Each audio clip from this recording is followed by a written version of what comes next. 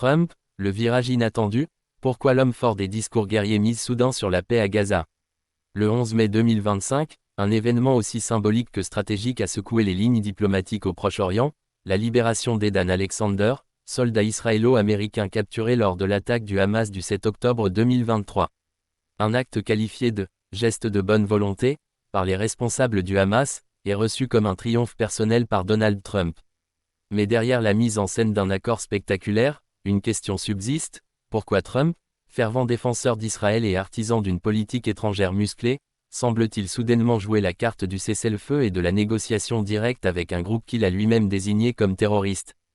La réponse pourrait tenir en un mot: électoralisme. À moins de 6 mois de l'élection présidentielle américaine, Donald Trump joue une partition risquée mais potentiellement payante, apparaître comme l'homme de la paix, capable de faire ce que Joe Biden n'a pas su faire en 3 ans de mandat, obtenir la libération d'un otage américain tout en amorçant un processus de désescalade au Proche-Orient. En engageant des négociations secrètes avec le Hamas via le Qatar, l'ancien président s'offre un double coup: il réaffirme sa stature internationale, tout en séduisant une frange de l'électorat lassée par les engagements militaires interminables et les impasses diplomatiques. Selon The Times of Israel, ces pourparlers, menés en marge des canaux officiels israéliens, visaient un accord de cessez-le-feu temporaire, en échange de la libération de l'otage américain. Trump n'a jamais été un adepte de la cohérence idéologique. Ce qui le guide, c'est le récit. Et ici, le récit est celui d'un deal réussi. Face à une administration Biden jugée molle, Trump endosse l'image du négociateur sans peur, prêt à parler aux pires ennemis s'il peut en tirer un bénéfice concret pour les États-Unis.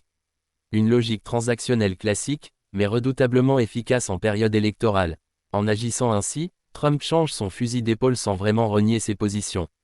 Il n'a pas reconnu le Hamas comme un interlocuteur légitime, il a simplement saisi une opportunité, selon ses mots. L'opinion publique américaine, encore marquée par les guerres longues et coûteuses du passé, pourrait voir dans cette initiative une posture pragmatique plutôt qu'un revirement idéologique. Mais ce virage n'est pas sans danger.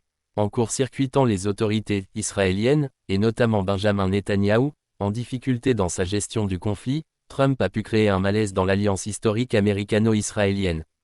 La droite israélienne, attachée à une ligne dure face au Hamas, n'a pas accueilli avec enthousiasme cette tentative de trêve, encore moins le fait qu'un otage ait été libéré sans contrepartie militaire israélienne visible.